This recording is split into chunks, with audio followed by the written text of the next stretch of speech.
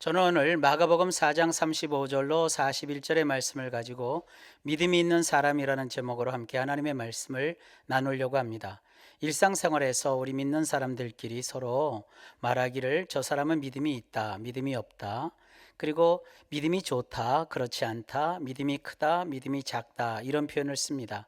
도대체 믿음이 무엇이기에 그것을 있다고 하고 없다고도 말하고 믿음에도 무슨 사이즈가 있는 것처럼 그것이 크다, 그것이 작다 말하고 무슨 품질이 있는 것처럼 좋다, 그렇지 않다 이런 표현을 쓸까요?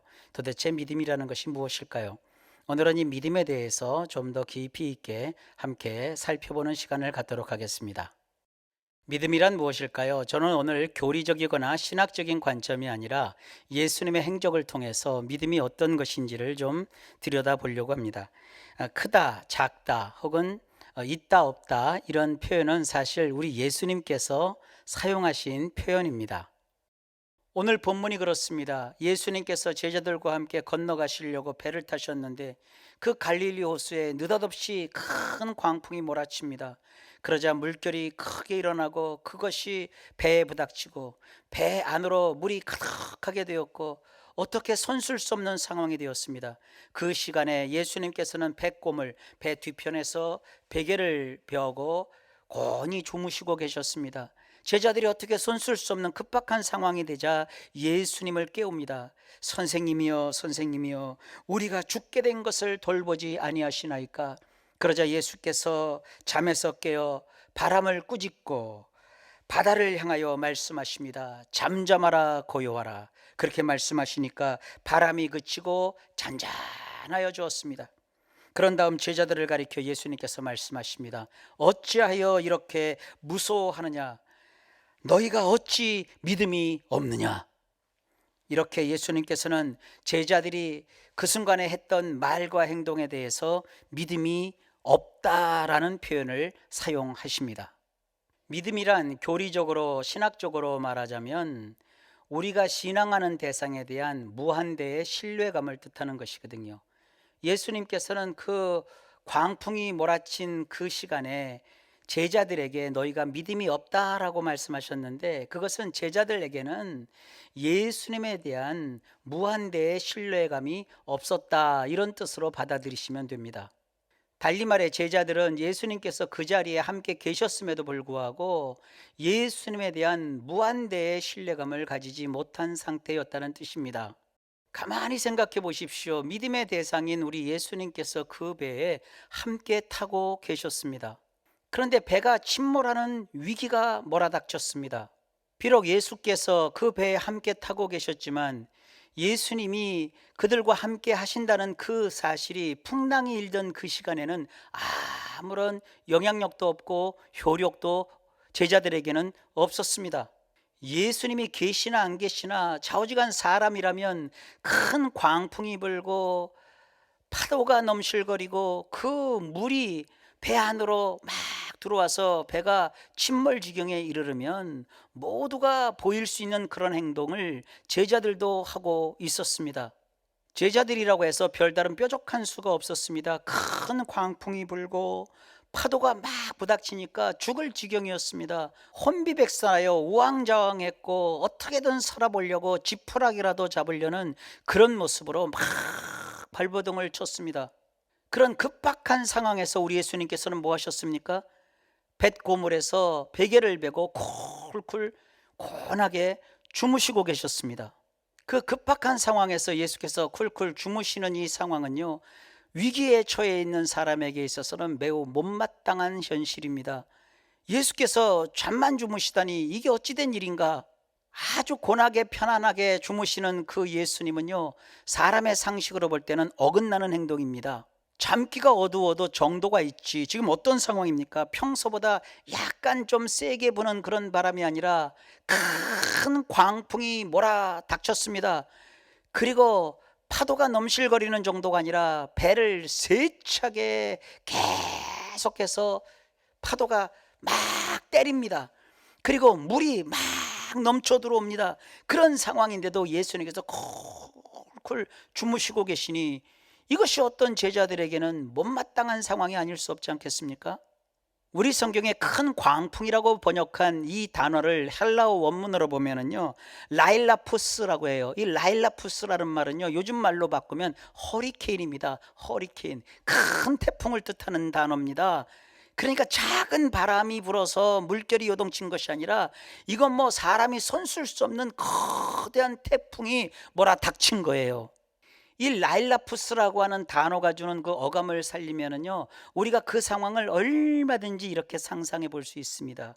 허리케인이 불어대는 그 순간 바람 하나만 해도 엄청나게 무서운데, 이 바람이 배를 타고 가는데 바다에 몰아닥친 거예요. 그 순간 제자들은 살아보려고, 생존해 보려고 난리법석을 피우면서 온통 소란스러운 그 상황 속에 어찌할 줄을 몰라 막 이리 갔다 저리 갔다 허둥지둥대는 모습을 우리가 떠올릴 수 있습니다. 우당탕탕 큰 소리도 나고 쿵쾅쿵쾅 배에 막 부닥치는 파도에다가 전후 좌우 위아래 할 것 없이 막 바이킹을 탄 것보다 더 격심하게 배가 춤을 추며 흔들립니다. 그런데도요, 예수님께서 천하태평 무사태평 그 상태에서 쿨쿨 잠만 주무시고 계시는 거예요. 그 순간 예수님은 가만히 계시는데 제자들은 아주 바쁘고 분주해요.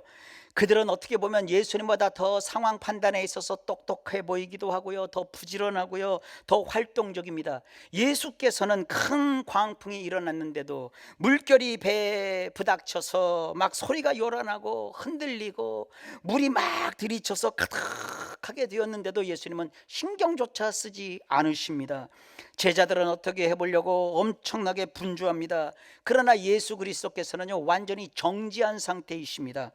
그리고 배 앞이 아니라 그것도 배 저 후미진 고물 뒤에서 예수님께서는 세상 만사 모른 채 배를 베고 쿨쿨 주무시고 계십니다. 뭐라도 하실 줄 알았는데, 벌떡 일어나서 이렇게 하라 저렇게 하라 막 지시하실 줄 알았는데 아무것도 모른 채 아무런 행동도 하지 않고 편안하게 누워서 잠만 주무시고 계신다 이거예요.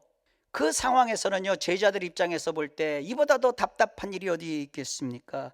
엄청난 능력을 가지신 분인 줄 알았는데 아무것도 모르고 아무것도 안 하시고 인간이 가진 가장 무력한 자세인 누워서 편안하게 쿨쿨 잠만 주무시고 계시니 이 얼마나 속 끓는 순간입니까? 자, 여기서 우리는 믿음이 위치한 지점이 무엇인지를 생각해 볼 수가 있습니다.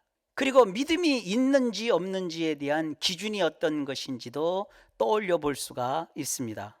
믿음이라는 것이요, 상황에 따라서 있기도 하고 없기도 하고 좋기도 하고 나쁘기도 하고 크기도 하고 작기도 하고 이렇게 막 가변적으로 왔다 갔다 하는 것이 아닌 것을 우리가 알 수 있습니다.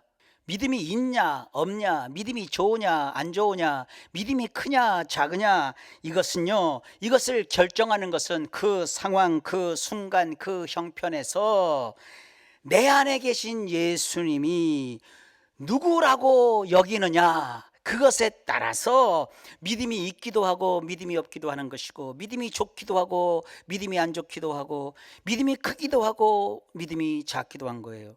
내가 어떻게 하느냐, 나의 행동에 따라서 믿음이 있고 믿음이 없고, 나의 어떤 모습을 통해서 내가 믿음이 좋기도 하고 믿음이 나쁘기도 하고, 내 믿음이 크기도 하고 작기도 한 것이 아니라 그 상황 속에 과연 나는 예수님을 누구라고 여기느냐, 나의 예수님은 어떤 분이라고 내가 믿고 여기고 신뢰하고 있느냐, 그것에 따라서 믿음이 있고 없고, 믿음이 좋고 안 좋고, 믿음이 크고 작고가 결정되는 겁니다.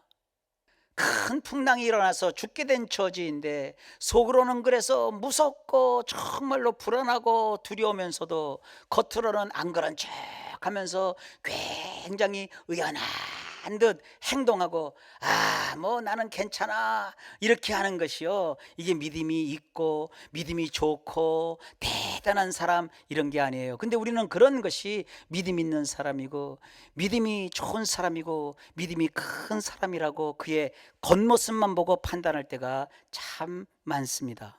슬플 때 울고 힘들 때 어렵다고 호소하고 아플 때 아프다고 이렇게 말하는 것은요, 믿음과는 사실은 전혀 상관이 없습니다. 무서운 것을 무섭다고 하고 죽을 만큼 위기를 느끼며 그 위험 속에서 정말로 두려워하여 내가 혹시 일로 인하여 죽을지도 모른다고 솔직하게 말한다고 해서 그것이 여러분 믿음이 없는 것이 아니에요. 나는 지금 마음에 깊은 상처를 받고 너무나도 삶을 사는 것이 버겁고 힘든데 억지로 내가 믿음 있는 척 이렇게 할 필요가 없다는 거예요. 힘들 땐 힘든 거예요. 슬플 땐 슬픈 거예요. 아플 땐 아픈 거예요. 고달플 땐 고달픈 거예요. 그것은요, 여러분이 가진 믿음과는 전혀 상관이 없는 거예요. 아플 때 아프다고 하는 것은 당연한 것이지 그것이 믿음 없는 행동이 아닙니다. 솔직히 말해서 오늘날 우리가 아무리 믿음이 좋고 믿음이 크다고 한들 예수님과 직접 얼굴과 얼굴을 맞대고 보면서 함께 예수님과 먹고 마시고 자고 다니면서 직접 예수님의 입에서 나오는 말씀을 듣고 예수님이 행하시는 기적을 현장에서 생생하게 그 순간순간마다 목격을 한 그 제자들보다 더 크고 더 대단하고 더 훌륭할까요? 제자들이 믿음이 없다라고 한다면 사실이요, 우리는 아예 믿음이라는 것은요 흔적조차 없는 자 정도의 수준밖에 안 되는 거예요. 자, 그렇다면 뭘까요? 예수님께서 제자들에게 왜 너희에게 믿음이 없냐 그랬다고 해서 저 제자들은 참 웃기는 사람들이야. 아니, 세상에 예수님과 함께 생활했으면서도 얼마나 사람들이 못났으면 그래 예수님도 못 믿는 그런 믿음 없는 사람이야, 형편없는 사람들이야. 여러분, 이렇게 하시면 안 됩니다. 오늘 성경 본문은 믿음이 무엇인지 우리에게 분명히 깨닫게 해주시려고 주님이 성경에 기록하여 우리에게 남겨주신 것입니다. 배에서 제자들과 함께 하신 예수님께서 광풍이 일던 그 시간에 주무시고 계셨든 깨어 계시든 그것은 우리의 신앙에 있어서 별로 중요하지가 않습니다. 깨어 계셔도 우리 예수님이고요, 주무시고 계셔도 우리의 예수님이십니다. 그런 것이 우리의 신앙을 좌지우지하지 않습니다. 정말 중요한 것은 그 상황에서 나는 예수님을 누구라고 여기고 있느냐, 내가 알고 있고 내가 따르고 있는 그 예수님께서는 과연 나를 위해서 무엇을 어디까지 하실 수 있는 분이냐, 이것에서 우리의 신앙이 있는지 없는지 기준이 되고요, 우리가 가진 그 신앙의 품질이 결정이 되는 것이고요, 그리고 우리가 소유한 신앙의 크기가 어떠한지 저울질해 볼 수 있는 것입니다. 큰 광풍이 일어난 그 상황에서요, 우리 예수님이 하신 진단에 따르면 제자들에게 없던 것은요, 위기에서 벗어나려고 하는 애씀이나 노력이 아니라요, 그들에게 없었던 것은 믿음입니다. 믿음. 그들에게는 믿음이 없었다고 우리 예수님께서 딱 잘라서 진단하셨어요. 이 말씀에서 어떤 장면이 제자들에게 믿음이 없는 모습일까요? 힘든데 죽게 되었는데 어떻게 손 쓸 수 없는 상황이 되었는데 그래서 무서운데 그 순간에 곤히 주무시는 예수님을 깨운 그것이 믿음이 없는 행동일까요? 예수님이 엄연히 그 배 안에 계심에도 불구하고 살려달라고 호들갑을 떠는 것이 믿음이 없는 행동이었을까요? 어떤 점에서 예수님께서는 그 제자들을 향하여 너희에게 믿음이 없다라고 말씀하신 것일까요? 큰 광풍으로 인하여 배가 침몰할 것 같은 그런 위기의 상황에서 예수님을 깨우는 것은요, 사실 정상적인 행동입니다. 세상 그 어느 누구가 그 위기 상황에서 우리가 흔들어 깨우지 않아도 예수님이 알아서 다 하실 텐데 이러고 있겠나요? 어떻게든지 그 상황을 벗어나 보려고 하는 것이 인간이라면 누구나 하는 행동 아니겠습니까? 그런 것을 가리켜 믿음이 있다 없다 할 수는 없는 겁니다.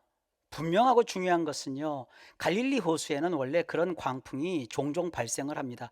어쩌면 자주 발생할 수도 있어요. 그런데 그 큰 광풍이 일어났을 때 그날은 아주 특별한 날이었습니다. 그 배 안에 예수님도 함께하고 계셨다는 겁니다. 예수님은 100% 하나님이시면서 동시에 100% 완전한 인간이십니다. 피곤하여 주무신다고 해서 예수님이 하나님이 아니신 것이 아닙니다. 무기력하고 무능력한 하나님이시기 때문에 주무시는 것이 아니라 우리와 똑같은 육체를 가지고 계셨기 때문에 그야말로 경무에 시달려 피곤하고 지치셨기 때문에 잠시 휴식을 갖기 위하여 주무신 것입니다. 비록 주무시고 계셔도 예수님께서는 전지전능하신 완전한 하나님이십니다. 그런 예수님이 우리를 떠나지 않고 늘 함께 계신다고 약속하셨음에도 불구하고 우리 역시도 제자들처럼 인생살이에서 큰 광풍이 일어나게 되면 마치 오늘날도 예수님께서 피곤해 지쳐 쿨쿨 잠이나 주무시는 자처럼 여기면서 예수님 답답합니다. 지금 이 상황에서 잠이 오십니까? 제발 좀 일어나십시오. 우리가 죽게 된 것을 돌보지 아니하십니까? 이러면서 예수님을 막 다구칩니다. 우리의 모습이 이런 정도면 비록 예수님을 믿는다고는 하지만 성경의 진단에 따르면 그것은 우리 속에 믿음이 없는 것이나 다름이 없습니다. 믿음이라고 하는 것은요, 어떤 상황, 어떤 순간에서라도 예수님께서 나와 늘 함께 하시면서 나를 위해 가장 좋은 것으로, 가장 알맞은 것으로 하나님의 타이밍에 맞춰 놀라운 일을 행한다는 것을 의심치 않고 기대하며 바라보는 것입니다. 오늘 성경 본문을 놓고 충분히 묵상해 보면 예수께서 제자들에게 믿음이 없다라고 말씀하신 그 지점은요, 예수님이 계셔도 이 상황에서는 소용이 없네, 그렇게 여기면서 선생님 우리의 죽게 된 것을 돌보지 아니하시나이까 했던 그 대목입니다.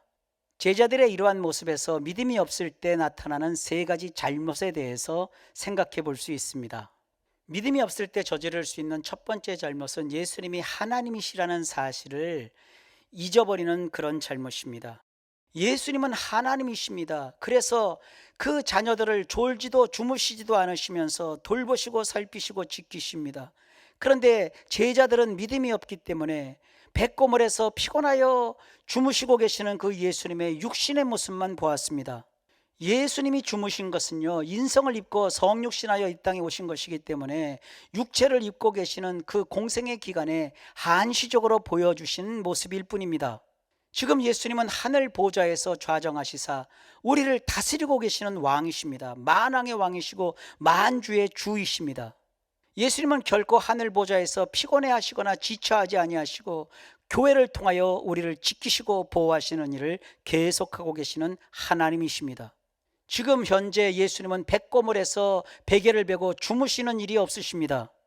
예수님은 누구십니까? 성경에 이르기를 하늘을 창조하여 펴시고 땅과 그 소산을 내시며 땅 위의 백성에게 호흡을 주시며 땅에 행하는 자에게 영을 주시는 하나님 여호와라고 말씀하고 있습니다.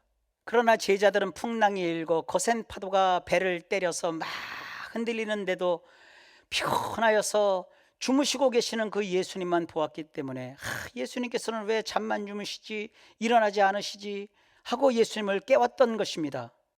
만일 예수님을 안 깨웠다면 예수님이 안 일어나셨을까요? 정말 너무도 깊이 피곤하여 잠들어서 인간이 깨우지 아니하면 일어날 수 없는 그런 예수님이 우리가 믿는 예수님입니까? 아닙니다. 단언컨대 우리 예수님은 100% 하나님이십니다. 예수님은 인간이심과 동시에 완벽한 하나님이십니다. 예수님은 나의 인생의 풍랑, 그것도 아주 미친 바람인 광풍이 일어나도 나를 위해서 아무런 조치도 하지 아니하시는 무기력한 잠보, 쿨쿨 잠만 자는 그런 분이 아니십니다. 만일 예수님을 연약한 한 인간인 것처럼 내가 어렵고 힘들 때 나를 위해 아무것도 하실 수 없고 아무것도 하지 않는 그런 분쯤으로 여긴다면 그것이야말로 믿음이 없는 모습입니다. 여러분 기억하십시오. 예수님은 하나님이십니다. 믿음이 없을 때 나타나는 두 번째 잘못은 예수님이 가지신 능력을 알아보지 못하는 잘못입니다. 예수님은 절대 전지전능하신 능력자이시며 공급자이십니다. 세상을 빠짐없이 완벽하게 창조하신 우리 예수님께서는 그 엄청난 창조를 하셨음에도 불구하고 피곤하지도 않으시고 곤비하지도 아니하시는 분이십니다. 너는 알지 못하였느냐, 듣지 못하였느냐, 영원하신 하나님 여호와 땅끝까지 창조하신 이는 피곤하지 않으시며 곤비하지 않으시며 명철이 한이 없으시며 피곤한 자에게는 능력을 주시며 무능한 자에게는 힘을 더하시나니. 그런 하나님이신 예수님께서 큰 풍랑이 일어난 그 와중에 잠시 백고물에서 베개를 베고 주무신다고 해서 어디 감히 그 미친 바람이, 그 험난 어떤 파도가 예수님 타신 배를 뒤엎어 물속으로 집어넣을 수 있단 말입니까? 예수님의 관점에서 보면 풍랑으로 인하여 배가 물속으로 빠지는 것보다 광풍임에도 불구하고 전혀 해를 받지 않는 것이 오히려 예수님께는 정상적인 일입니다. 그럼에도 불구하고 제자들은 무섭게 부는 큰 광풍에 놀랐고 배를 금세라도 완전히 완파할 만큼 세차게 부딪히는 파도에 혼비백산 우왕좌왕하느라 자기들이 탄 배에 함께 하신 예수님의 쿨쿨 고나게 주무시는 그 모습만 보고서 어쩌면 저래도 예수님이 잠기가 어두우실까, 어쩜 저렇게 이 난리통에 아무것도 안 하시고 잠만 주무시는 것일까, 이러면서 그분이 정작 그 바다와 그 바람과 그 물을 만드신 그리고 주관하신 주인이라는 생각은 하지 못했습니다. 바로 이러한 상태가 믿음이 없다라는 것입니다. 예수님은 우리가 잘 나갈 때 만사태평하고 모든 일이 술술술 잘 풀리고 기분이 좋을 때만 예수님이 아닙니다. 우리가 큰 광풍에 침몰할 위기 상황에 처했다 할지라도 여전히 참 좋으신 우리의 예수님이십니다. 이것을 알아차리지 못하고 어렵다고 해서 그때그때마다 우왕좌왕하며 정신을 차리지 못하고 갈피를 알지 못하고 왔다 갔다 하는 것, 그것이 바로 믿음이 없는 상태인 것입니다. 비록 육신을 입었기에 피곤하여 백고물에 베개를 베고 주무시고 계시기는 하시지만 그 예수님은 천지를 창조하신 창조주이십니다. 능력자이십니다. 하지 못할 일이 없는 분이십니다. 우리에게 필요한 모든 것을 공급해 주실 수 있는 공급자이십니다. 제자들이 본 것처럼 거기에는 큰 광풍만 일어난 것이 아닙니다. 엄청나게 무서운 속도로 배를 향하여 돌진하는 거센 파도만 있던 것이 아닙니다. 뱃속으로 막 넘쳐 들어오는 엄청난 물만 있었던 것이 아닙니다. 비록 쿨쿨 주무시기는 하지만 그곳에 엄연히 창조자이신 예수님, 바다를 만드신 분, 물을 명하여 잔잔케 하라고 하시는 이 놀라운 능력자이신 예수님이 함께하고 계신 겁니다. 이것을 볼 줄 알고, 이것을 믿을 줄 알고, 이거를 고백할 줄 알아야 그것이 믿음이 있는 사람입니다. 우리 성도님들은 믿음 없는 자가 아니라 믿음 있는 자가 되시기를 축복합니다.